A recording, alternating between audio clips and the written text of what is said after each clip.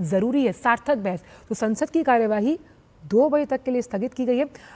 लोकसभा की कार्यवाही को भी अब 2 बजे तक के लिए स्थगित कर दिया गया। वहां पर गृह मंत्री ने साफ तौर पर बयान दिया कि युवाओं का हित मोदी सरकार की उच्च प्राथमिकता में शामिल है। दोनों सदनों में विपक्ष का हंगामा, यानी कि जब सुबह प्रधानमंत्री ने ये ट्वीट किया उसके बाद इसकी गूंज सदन में भी गूंज रही है।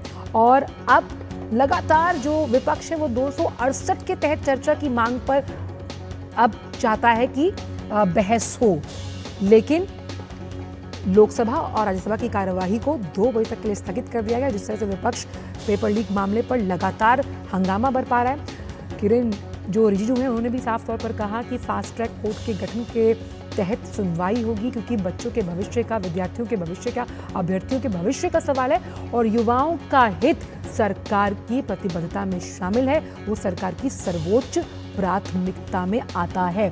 लेकिन शायद ये बात विपक्ष समझ नहीं रहा, इसलिए छात्रों के नाम पर सड़क से संसद तक जिस घमासान को लेकर विपक्ष आगे चल रहा है, चर्चा और सार्थक बहस जो होनी चाहिए लोकतंत्र के इस मंदिर में जहां सांसद चुन कर आते हैं और जनता के मुद्दों को संसद के समक्ष रखा जाता है, लेकिन शायद विपक्ष एक मजबूत विपक्ष होने का उदाहरण पेश नहीं कर रहा। लगातार सरकार कह रही है कि हम चर्चा के लिए तैयार है। आप संसद में चर्चा और सार्थक बहस के लिए आइए तो सही, लेकिन उससे पहले ही जिन मांगों को लेकर कहीं ना कहीं विपक्ष अड़ा है, ये सरकार का कहना है कि ये पॉलिटिकल माइलेज यानी कि राजनीतिक महत्वाकांक्षा से प्रेरित है। तो संसद की कार्रवाई को 2 बजे तक के लिए स्थगित कर दिया गया और ऋषि इस वक्त जुड़ गए हैं हमारे साथ। ऋषि, दोनों ही सदनों की कार्रवाई को 2 बजे तक के लिए स्थगित कर दिया गया। अब हमने सुना कि जेपी नड्डा ने भी राज्यसभा में कहा कि भाई सार्थक बहस के लिए हम आपको आमंत्रित करते हैं।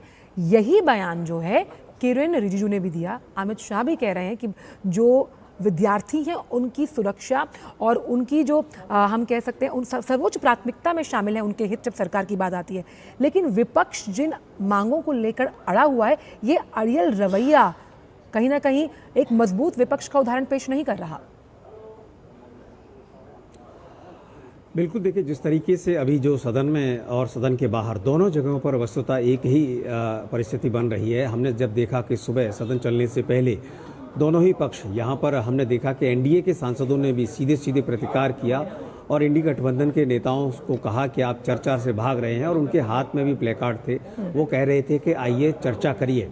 तो यहाँ पर सरकार की तरफ से, सत्ता पक्ष की तरफ से जो सांसद हैं वो साफ साफ कह रहे हैं कि हम चर्चा के लिए तैयार हैं और इन पर तमाम जो बिंदु हैं वो देश के सामने आने चाहिए। निश्चित तौर से वो इस बात को मान रहे हैं कि जो भी घटनाक्रम हुआ है उस घटनाक्रम में सरकार बेहद संवेदनशील है और ऐसे में जो प्रधानमंत्री के जो संदेश के बाद कि इस पर त्वरित कार्रवाई के लिए फास्ट ट्रैक कोर्ट की बात उन्होंने जो रखी है देश के सामने, वो बताती है कि सरकार की गंभीरता क्या है और सरकार इस मसले को किस तरीके से अब आगे हैंडल करना चाहती है। वो चाहती है कि इसमें जो भी कल्पिट्स हैं, जो भी दोषी हैं, उनके साथ सख्त कार्रवाई हो।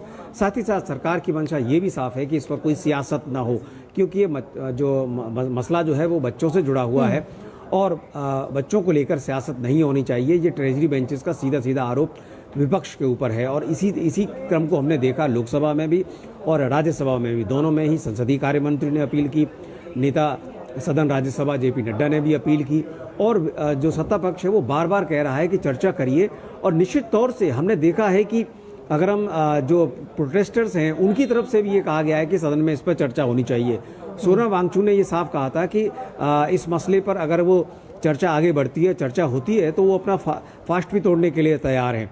अब समझ में नहीं आता है कि ये सियासत किस दिशा में विपक्ष ले जाना चाहता है। उनका सीधा आरोप है कि पहले इस्तीफा होना चाहिए, उसके बाद चर्चा होनी चाहिए। हमारी सुबह कुछ विपक्ष के सांसदों से भी बात हुई थी, वो इसी बात को दोहरा रहे थे कि पहले इस्तीफा हो और उसके बाद चर्चा हो। अब ये दोनों ही पक्ष आमने सामने हैं इस बात को लेकर, जबकि सत्ता पक्ष साफ साफ कह रहा है कि चर्चा होने से निश्चित तौर से जो बिंदु हैं देश के सामने आएंगे और जो मसला है उसको सुलझाने में मदद मिलेगी और जो वार्ता का जो क्रम है वो आगे बढ़ेगा। जी।